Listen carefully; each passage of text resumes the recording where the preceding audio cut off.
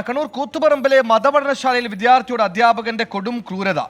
തിരുവനന്തപുരം വിഴിഞ്ഞം സ്വദേശി അജ്മൽ ഖാനെ ഇസ്തിരിപ്പെട്ടി ചൂടാക്കി ശരീരം പൊള്ളിക്കുകയും സ്വകാര്യ ഭാഗത്ത് മുളക് തേക്കുകയും ചെയ്തതായി വിദ്യാർത്ഥി 24-നോട് പറഞ്ഞു. പീഡനം സഹിക്കാൻ പറ്റാതെ മതപഠനശാലയിൽ നിന്ന് ഇറങ്ങി ഓടുകയായിരുന്നെന്നും അജ്മൽ ഖാൻ പറയുന്നു. കുടുംബത്തിന്റെ പരാതിയിൽ കൂത്തുപറമ്പ് ഇഷയത്തുൽ ഉലം മതപഠനശാലയിലെ അധ്യാപകൻ ഉമേർ അഷ്റഫിക്കെതിരെ പോലീസ് കേസെടുത്തു.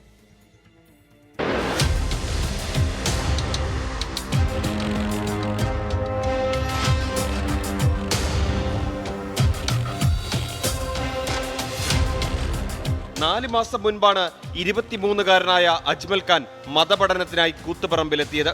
പഠനകാര്യത്തിൽ വേണ്ട ശ്രദ്ധ കൊടുക്കുന്നില്ല എന്നാരോപിച്ചാണ് അധ്യാപകൻ ഉമയൂർ അഷ്റഫി മർദ്ദനം തുടങ്ങുന്നത്.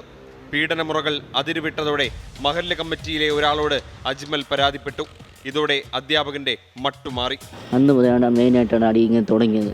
നീ എൻ്റെ ദർസ് വെച്ച് കുറ്റം പറഞ്ഞതിന് നീ നിനക്ക് ഞാൻ ഭക്ഷണം ഇത്രയും നല്ലതുപോലെ തന്നിട്ട് നിനക്ക് ഭക്ഷണം തന്ന് വസ്ത്രം തന്ന് ഇതെല്ലാം തന്നിട്ട് എനിക്ക് നീ എൻ്റെ ദർസ് വെച്ച് കുറ്റം പറഞ്ഞു. പിന്നെ അങ്ങോട്ടുള്ള ദിവസം പിന്നെ അടിയായി. ദർസ് വെച്ച് കുറ്റം പറഞ്ഞ അന്ന് മുതൽ ഉസ്താദ് സഹിച്ചില്ല. ഉസ്താദ് ദർസ് വെച്ച് കുറ്റം പറഞ്ഞ അവരെ വച്ചിരിക്കില്ല എന്നും പറഞ്ഞു. ഇക്കഴിഞ്ഞ വെള്ളിയാഴ്ച മുറിയിൽ പൂട്ടിയിട്ട് ക്രൂരമായി മർദ്ദിച്ചു.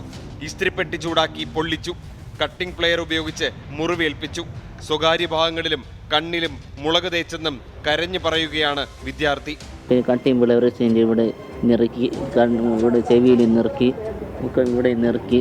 പിന്നെ ഇസ്ത്രി വയ്ക്കാൻ വേണ്ടി ഒരു കുട്ടി ഉണ്ടായിരുന്നു. അതായത് ഇസ്ത്രി എടുത്ത് തരാൻ വേണ്ടി ഒരു കുട്ടി മുമ്പിലുണ്ടായിരുന്നു.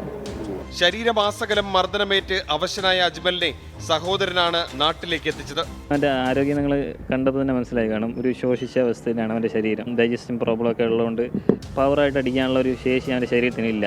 അത് എല്ലാം അറിയുന്നു. ഞാൻ ഇപ്പോൾ അനങ്ങിയാലും തിരിഞ്ഞാലും ഒക്കെ ഫോണിലൂടെ സംസാരിച്ചാൽ അത് ഉസ്താദ് കേൾക്കുന്നുണ്ടോ എന്ന് എനിക്ക് ഭയങ്കര ഭയമുണ്ട്. അതുകൊണ്ട് ഒരാളോട് പറയാൻ പറ്റില്ല. പറഞ്ഞാൽ ഇനി എന്നെ വെച്ചേക്കില്ല.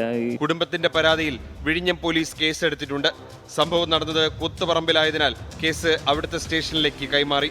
തിരുവനന്തപുരത്ത് നിന്നും ഷൈജു ചാവശ്ശേരിക്കൊപ്പം അജീഷ് ജയകുമാർ, 24.